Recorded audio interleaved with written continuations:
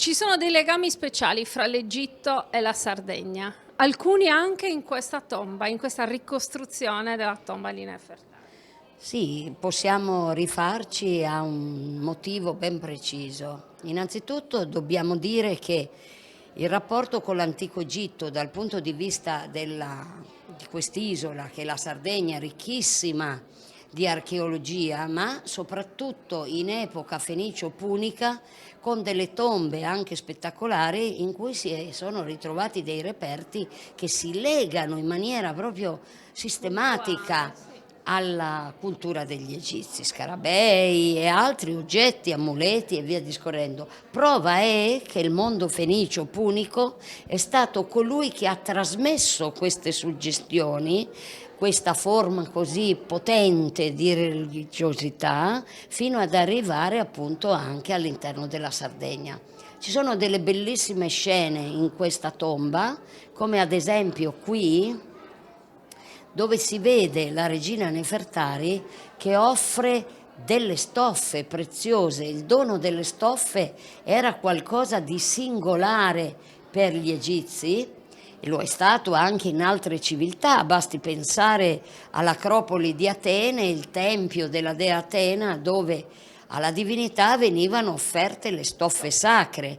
E allora mi viene da pensare così in relazione che la Sardegna anche nella sua grande storia, fin dall'antichità e nel suo artigianato, ancora oggi mantiene un primato proprio nella selezione, nella qualità delle stoffe. Telai verticali.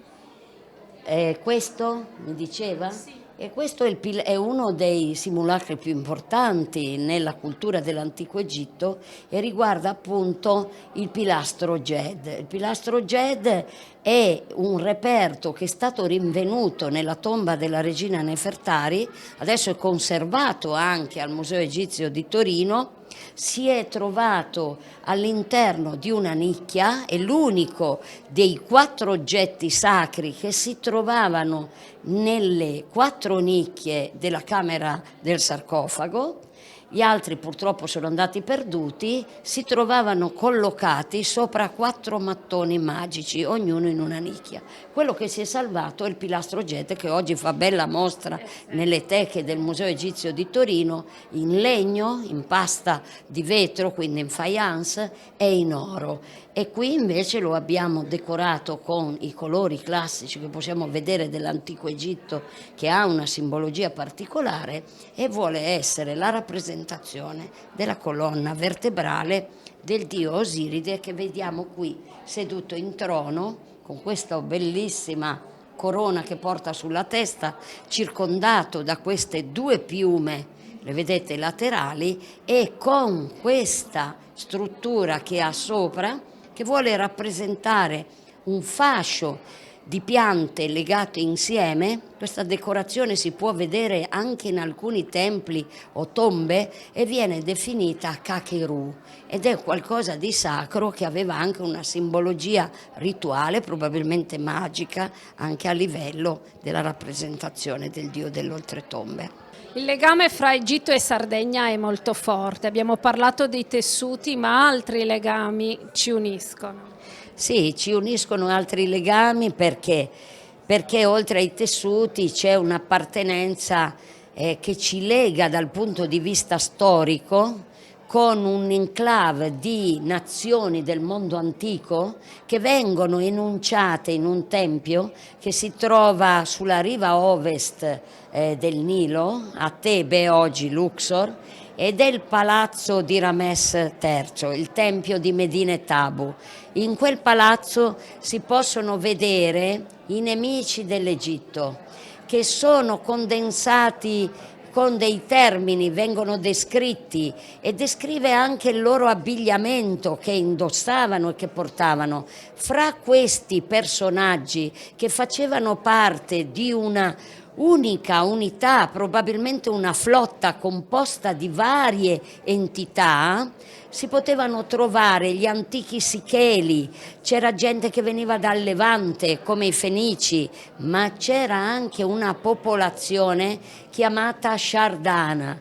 Gli Shardana sono quel popolo originario della Sardegna che quando insieme a questo insieme di popolazioni hanno cercato di entrare in Egitto e furono sconfitte, diciamo respinte, attraverso questa battaglia famosa che il faraone Ramès III condusse e che raccontò proprio nel Tempio di Medina et Tabo. Non mercenari del faraone, ma avversari.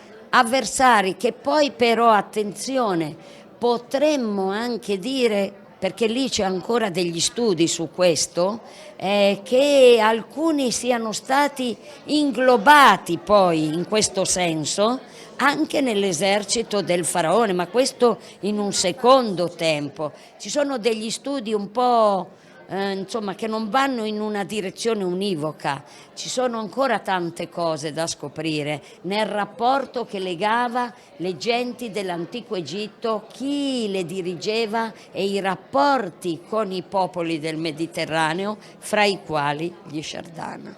Le mucche, le 7 vacche sacre e il toro che le feconda. È una simbologia che ritorna spesso nelle culture antiche, ma nelle Domus de Janas in Sardegna è un topo. Sì, ricordiamoci anche che la Sardegna è una terra anche di grandi culture preistoriche che si sono formate. Lì c'è stato l'humus insieme a altri luoghi, un'altra isola che è quella di Malta, dove il culto antichissimo della Dea Madre si è diffuso. Allora mi viene da pensare a la grande stagione delle Dee Madri, e voi avete quella di Cucurrus al Rio, che io ho curato una mostra di recente e ho fatto realizzare una copia perfetta da un grande ceramista che abbiamo vicino a Torino e che ho esposto insieme a quelle provenienti da altri luoghi. Ma rifacendoci alla cultura del toro, vedete, le corna del toro formano proprio, no? Questo bellissimo arco che ritroviamo anche nella forma delle tombe della Sardegna, che hanno una forma che riprende lo spazio davanti a queste magnifiche tombe gigantesche, hanno proprio questa conformazione. Mentre la parte poi centrale vuole rappresentare invece poi la parte femminile, quindi una sorta di utero materno da cui si ritorna alla vita, quindi l'aspetto maschile e femminile convivono anche nell'architettura di queste grandi tombe che possiamo ammirare in Sardegna. Un'altra particolarità sono questi simboli. In alcune tombe puniche ritornano, sì. così come lo Sì, sguardo perché egizizzante di molte orientalizzanti. Ecco perché i fenici sono il tramite della diffusione di simboli della cultura dell'antico Egitto di cui si sono appropriati, li hanno fatti anche propri, viene trasformato e diventa il simbolo della divinità da lei enunciato. Ma il significato nell'antico Egitto è Ankh, vita eterna. E da dove proviene il simbolo dell'Ankh? Il simbolo dell'Ankh, sì, è un simbolo che proviene, fate conto che questo è il nodo del sandalo, questa è la barra orizzontale del sandalo degli egizi e questa è la barra verticale, quindi provate a immaginare un piede disegnato sotto, qui, ecco, qui ci sarebbe l'alluce, poi c'è la divisione, le altre dita e la barra orizzontale, e questo è il laccio che lega la caviglia. Quindi il simbolo Ankh proviene anche dall'attestazione del significato del nodo del sandalo che protegge il piede. D'altronde cos'è che vi tiene e definisce se siete vivi o morti? Pensate al termine siamo ancora in piedi. Tante volte chiediamo a un anziano, una persona che è stata male, allora come va? Ma sono ancora qui, sono in piedi. Che cosa vuol dire? Vuol dire che il piede ha una funzione importante e quindi quando sono nati i geroglifici quella funzione diventa sacra nel momento in cui l'oggetto diverrà scrittura. Sandalion, l'indicazione greca con cui spesso viene indicata la Sardegna, così come inclusa, può essere legata anche a questo? Ma io adesso lo studio proprio sulla Sardegna, non so bene dove possa arrivare.